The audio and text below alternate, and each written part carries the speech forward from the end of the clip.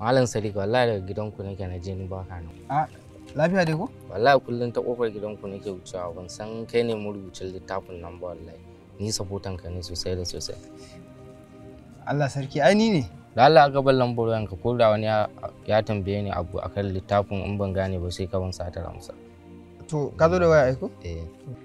Shashancin wofi sisin kobo baka da shi a aljihunka. Ran yau ka duba yan rigar nan taka ma ta arziki baka da ita. Amma ga wani mahaukacin dan uwanka wani shi so yake ma magana da kai har ya karbi ka bada lambar waya. Daddy.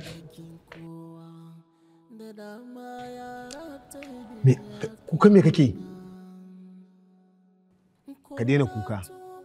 Ni da kai ba abin tausayi bane. Kuma ina so ka sani. Gidan gyaran hali ba lahira bace.